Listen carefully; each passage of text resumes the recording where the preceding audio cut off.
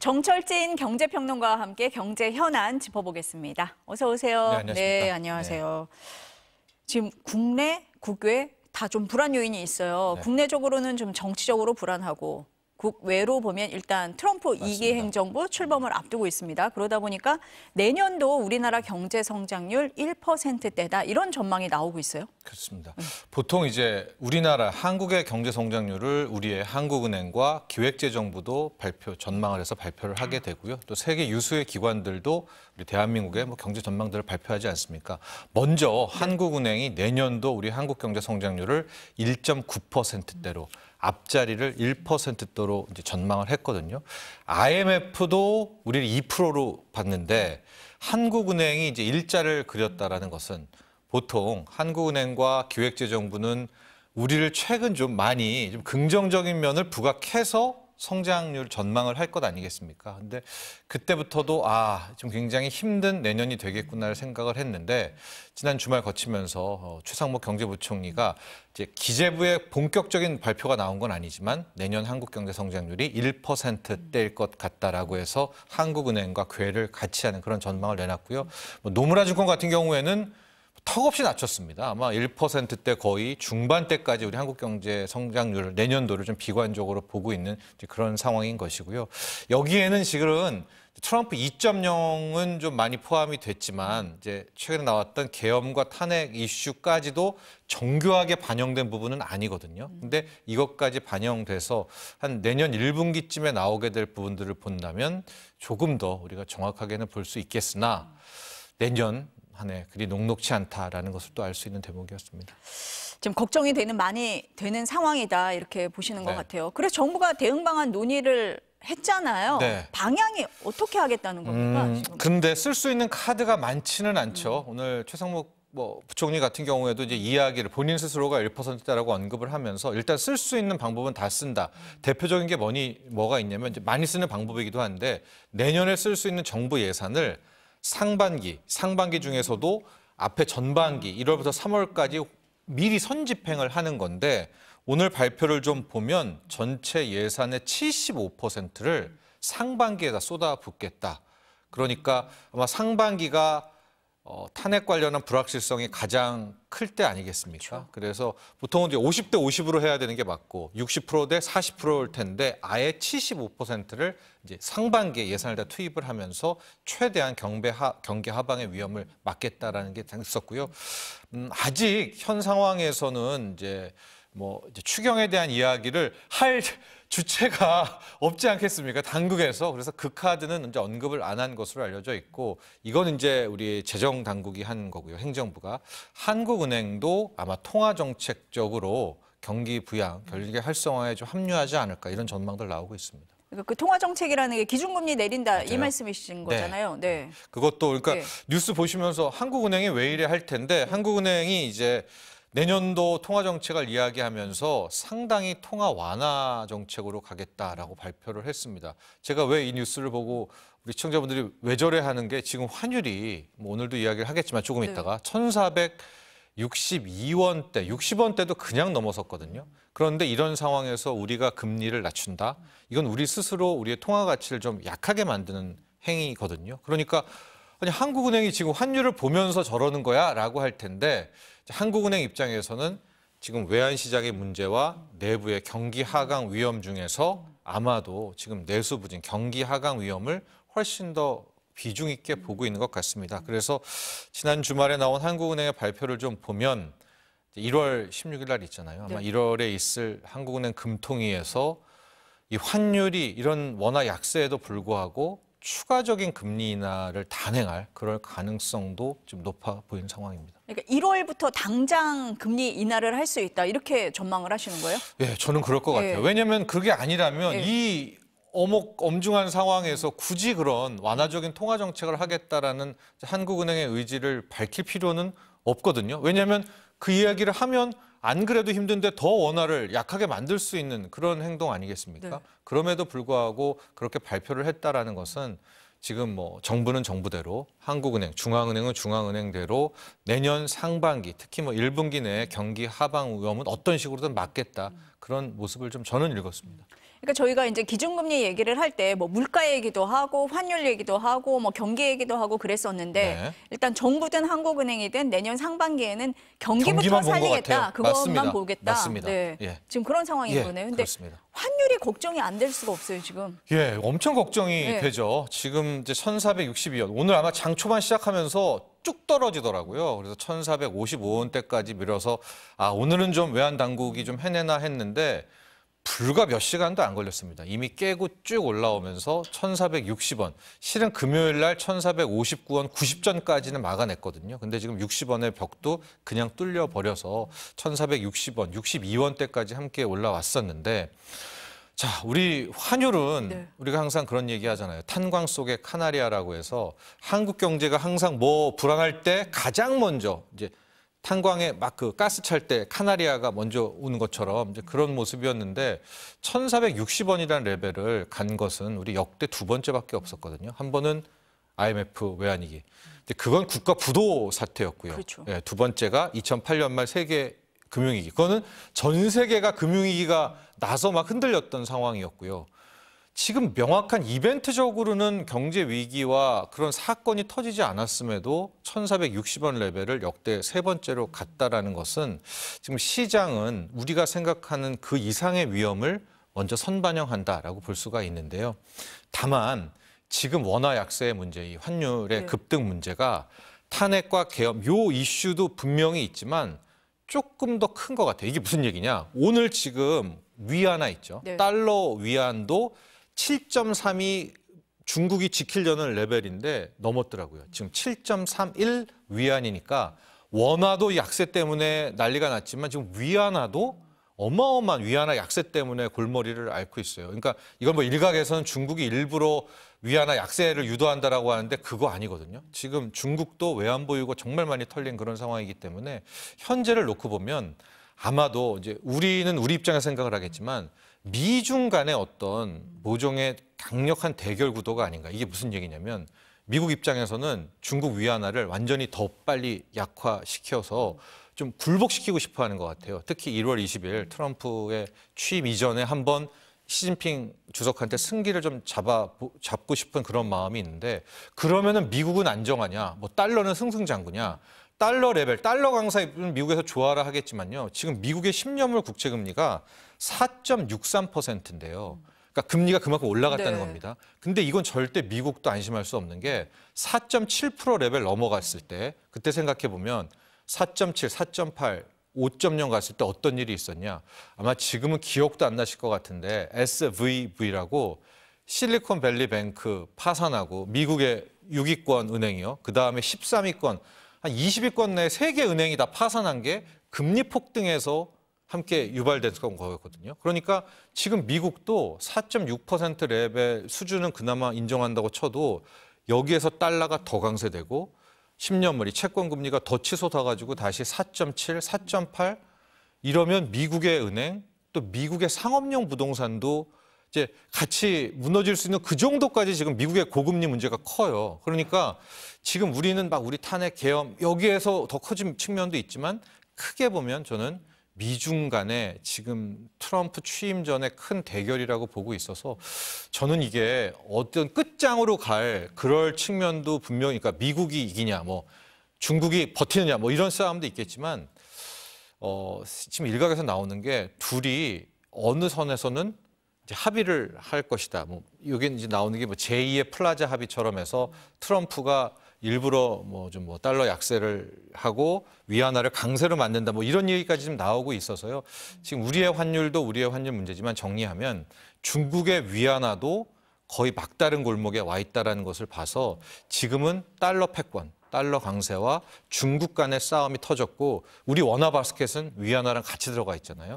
그것과 탄핵까지 같이 피해를 보고 있다. 이렇게 정리를 하시면 될 것 같아요. 지금 뭐 들어오는 얘기로는 원달러 환율이 1,465원도 넘었다 뭐 이런 얘기까지 나오고 있어요. 네, 그러니까 저희는 그 내부적으로 정치 상황도 불안정하고 밖으로는 지금 뭐 미중 간의 네, 문제도 맞습니다. 있고 네. 하니까 굉장히 어려운 상황으로 맞아요. 내년을 갈 것 같습니다. 네. 지금 상황에서. 그러다 보니까 소비 심리가요. 완전히 위축됐어요. 그 소비자 심리 지수 지난달보다 크게 낮아졌다. 뭐 이런 지표가 나왔거든요. 뭐 네. 소상공인들, 자영업자 완전히 울상입니다. 그렇죠. 제가 이제 지난주 토요일 날 친구들과 조촐하게 막년을 했었는데 거기 좀 식당에 거의 손님이 없더라고요. 예, 그러니까 그만큼 지금 정말 내수 경기, 특히 타염과 탄핵 때문에 정말 우리 소상공인 이야기 분들대로 거의 사람들이 뭐 막년회라든가 송년회를 좀 안 한다라는 것 같은데 아직 12월 이게 3일 날 계엄이 이제 그 이슈가 터졌잖아요. 네. 그러니까 한 달치를 오롯이 반영한 소비 지표들은 잘 안 나왔는데 한국은행이 소비자 심리 지수라고 해서 3일부터 17일까지 조사한 게 하나가 지표가 나왔습니다. 이제 그걸 보면 정말 깜짝 놀랄 만한 수준인데 수준 자체도 소비자 심리 지수가 87, 88대까지 떨어진 지금 이 절대적인 그래프에서 수치 보여지는 나올까요? 네. 이런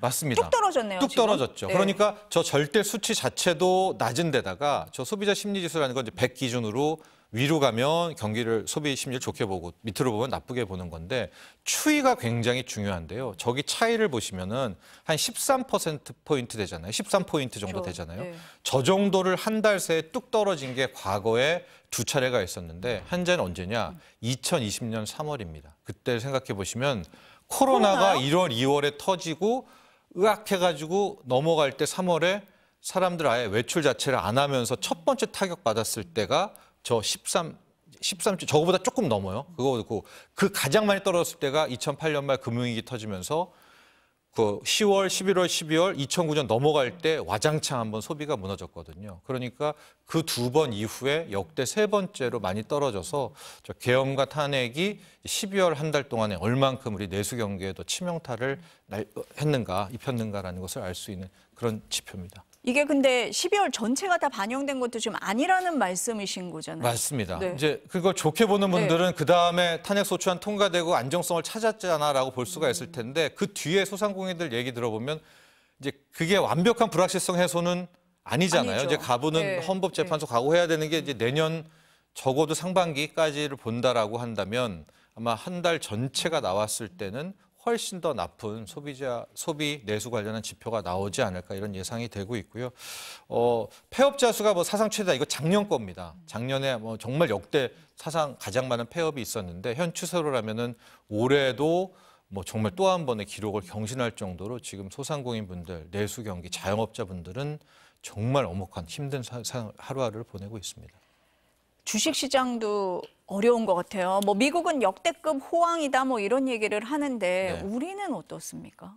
역대급 밸류에이션이라는 표현으로 이제 저평가라고 써야 되겠지만은 참 저평가라는 말도 다시 한번 생각해 보는 것이 이게 제대로 한국 주식시장을 보는 건가, 제대로 평가한 건가, 뭐 이런 자조적인 이야기가 나올 정도인데요. 뭐 PBR이라는 지표는 0.8배 수준, 이게 글로벌 금융위기 바로 그때까지였었고요.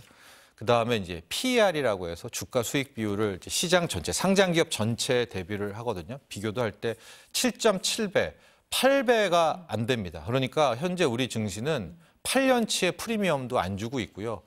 현재 오늘부로 기업들 다 부도쳐서 폐업해서 청산하더라도 시가총액이 청산 가치보다 낮다라는 그 정도의 아주 처참한 수준입니다. 전 세계에서 연체율 상승률은 꼴찌고요. 오늘도 지금 환율이 제가 마지막 종가는 안 보고 들어왔지만 1462, 63원 간다면 무조건 외국인들은 또 투매했을 거고요. 코스피, 코스닥을 버텨내기가 힘든 그런 부분이 있을 것 같아서 증시 역시도 이 뭐 결국 실물 경제를 선반영하거나 아니면 또 동행하는 측면 아니겠습니까? 지금 상황이라면 환율이 또 이 정도라면 당분간 외국인들이 한국 증시를 살 것 같지는 않아 보입니다. 반전을 노리기는 지금은 좀 어려운 상황이다. 환율만 이렇게. 보시면 돼요. 네. 지금 계속 말씀드리지만은 이 환율이 우리의 자체 문제도 있지만 지금 위안화와 미국 간의 대결 구도도 있거든요. 위안화의 달러 대결 구도. 거기에서 완전히 시진핑이 패배를 하고 무릎을 꿇어주면 그때 좀 뭐 미국이 하던가 아니면 역설적으로 오히려 중국이 버텨서 미국의 막 금리가 4.7%, 4.8% 가면서 오히려 미국에서 뭐 문제가 생기던가 이런 좀 하나의 결론이 나야 이 1,460원이라는 환율도 실마리가 풀릴 것 같다. 그래서 우리의 탄핵 이런 불확실성도 빨리 해결되면 긍정적이겠지만 이거 플러스 대외적인 부분까지도 함께 와야 되니까 현재 뭐 증시 반등을 논한다거나 하는 것은 현 환율 상태로는 조금 앞서가는 쉽지 이야기다. 않다. 네. 네. 주식시장이 어렵다 보니까요. 비트코인, 가상자산으로 몰리는 것 같아요. 네. 첫 번째로 갔던 게 서학개미들이 이제 대거 갔죠. 그래서 지금 뭐 웬만한 분들은 다 미국 증시를 더 좋아라 하고 있고 뭐 몇몇 증권 방송에서는 아예 이제 국내장 대신에 미국장을 밤에 오히려 더 주목해서 뭐 보도한다 이런 얘기까지도 이제 함께 나올 정도로 국내 증시가 벌어지고 있는데 거래 대금이 굉장히 중요하지 않습니까? 네. 그런데 우리 코스피, 코스닥 다 합쳐도 지금 15조도 안 됩니다. 14조, 13조, 뭐 한때 40조 뭐 그런 시절도 있었었는데 근데 주말에 나온 발표를 보니까 계좌, 특히 암호화폐 거래소가 있잖아요. 거기에 계좌에 트는, 그러니까 계좌 오픈 이게 급폭증이 하고 있어서 1,500만 명을 넘어섰답니다. 국내 코인 투자자가 1,500만 명이요. 주식 투자자랑 비슷한 건가요? 주식 투자자 예, 아니요, 비슷하지는 예, 않죠. 예, 주식 예. 투자자는 우리가 보통 뭐 2천만 명 정도 된다라고 하는데 문제는 거래 대금이 한 평균 거래 대금이 15조 정도가 되고 많이 나올 때는 29조, 그러니까 30조에 육박할 정도가 되고 있으니까 딱 지금 현 시점에서 잘라놓고 보면 우리 한국 국민들이 한국 증시를 가장 안 하고요. 그 다음에 코인을 많이 하고 그 위에 뉴욕 증시, 미국 증시를 한다. 이 정도의 상황을 보고 있어서 코인과 서학개미들을 보면 좀 씁쓸하죠. 왜냐하면 이제 그쪽에서 지금 돈을 많이 벌고 계십니다. 이분들이. 그렇긴 한데 국내 증시가 너무나 좀 처참한 것은 안타깝습니다. 되게 다 답답하실 것 같은데 지금 천연가스 가격이요. 이것도 오르고 있잖아요. 네. 국내 이제 에너지 공기업들이 100% 이제 수입을 하니까 그럼 가스 요금도 오르나? 뭐 이런 생각도 드는데요. 네, 이제 네. 원자재 문제인데요.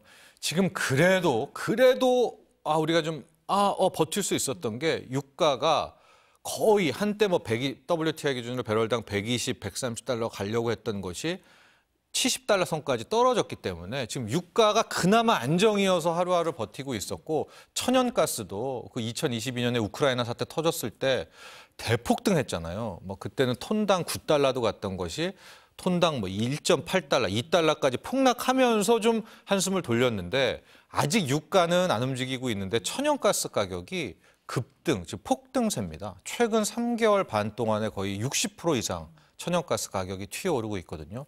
이렇게 되면 말씀하신 대로 천연가스라는 건 우리의 또 난방, 또 우리 가스요금이랑 관계가 있잖아요. 그렇죠. 또 소상공인과 관계가 있기 때문에 이런 측면, 당장에 뭐 정부가 가스요금을 올릴 것 같지는 않더라도 그 반영되면 언젠가 또 올려야 되고 그 돌아 세금으로 또 여기 메워주는 거거든요. 가스공사랑 한전. 그래서 이것도 문제이긴 한데 천연가스도요. 실은 놓고 보면 이건 또 러시아와 미국의 대결이 뒤에 숨겨져 있습니다. 이게 무슨 얘기냐면 미국에는 헨리허브라는 LNG 쪽에 그러니까 우리가 액화, 배에 실어 나르는 천연가스가 있고 러시아는 PNG라고 해서 가스관을 통과하는 정말 천연가스 대국이 러시아잖아요. 근데 지금 러시아가 유럽 쪽에 공급을 하는데요. 지금 우크라이나가 자기 영토를 통과하는 그 가스관은 올해 말로 닫겠다. 그럼 유럽 쪽으로 넘어가는 그 러시아 가스가 한 20% 이상이 줄어들거든요. 그럼 당장 지금 유럽에서 가스 대란이 일어나고 이렇게 되면 미국 걸 갖다 써야 되잖아요. 그래서 지금 천연가스 가격이 오르고 있는 이제 그런 대목이어서 여기도 지금 놓고 보면 러시아는 버틸 수가 있는 게 수출 못하는 거 중국 쪽으로 다 수출을 하고 있어서 계속 말씀드려 지금 중국의 위안화 대 미국의 달러, 그다음에 미국의 헨리허브라는 천연가스 대 러시아의 천연가스 다 지금 대결 구도가 그 이면에는 좀 숨겨져 있고 그 피해를 좀 고스란히 좀 우리가 보고 있는 그런 형국이 되고 있습니다. 그 답답하고 우울한 얘기밖에 없는 것 같아서 네. 좀 그런데 그럼 부동산은 어떻습니까? 내년에? 네. 지금 이제 거래량이 네. 너무 없어요. 그러니까 가격이 안 떨어지잖아라고 하는데 그것도 좀 의미가 없는 게 팔려는 분들이 많아서 그 소화가 돼야 뭐 그 가격이 의미가 있는데요. 지금 서울 뭐 아파트 매매 거래 건수 한때 8,000건, 9,000건 가면서 와, 만건이 눈앞이다 하다가 다시 5,000건, 4,000건 하고 이제 당장 12월 집계 나오면 알겠지만 거의 이 시국에 막 집을 사거나 하진 않았을 것 같거든요. 그럴 것 같아요. 예, 하고 부동산 휴업 폐업 수가 10,000곳 이상이 나왔다는 걸로 봐서 거의 지금 거래가 전멸이란 말이죠. 그러니까 시세가 급락하거나 폭락하진 않았지만 거래량이 없기 때문에 이건 좀 지금 가격은 믿을 수가 없는 그런 대목인데요. 다만 내년 좀 부동산 특히 내년 상반기까지 좀 놓고 보자면 네. 지금 미국은 금리가 너무 높아서 막 너무 올라가서 문제가 될 수 있다라고 얘기했잖아요. 중국과 우리는요. 금리가 너무 빨리 떨어집니다. 지금 말하는 금리는 시장금리, 채권금리인데 중국은 10년물 중국의 국채금리가 1.6%대, 중국 역사상 처음 볼 정도로 저금리이고요. 우리도 지금 국고채, 은행채 금리가 뚝뚝 떨어지고 있는 이런 대목인데 아마 지금 한국은행은 또 금리 인하를 한다고 하잖아요. 그래서 이제 계속 힘든 이야기라고 얘기하셨는데 네. 그나마 하나 좀 비벼볼 구석은 담보대출 금리, 대출 금리가 좀 떨어질 것 같습니다. 지금 만약에 이제 당국도 압박을 하겠죠. 그래서 지금 시장 금리 떨어지는 걸로 본다면 아마도 대출 금리도 상당히 좀 큰 폭으로 이게 제대로만 반영시킨다면 떨어질 수가 있다라는 점이 하나가. 근데 이게 또 위안이 이걸 이 정도로 삼아야 될 수 있을지 모르겠지만은 이것도 은행들이 좀 제대로 반영을 좀 하기를 바랍니다. 어쨌든 좀 불확실성이 해소가 돼야 좀 안심하고 뭐 투자도 하고 경기도 좀 살아날 것 같습니다. 네. 네, 오늘 말씀 여기까지 듣겠습니다. 감사합니다.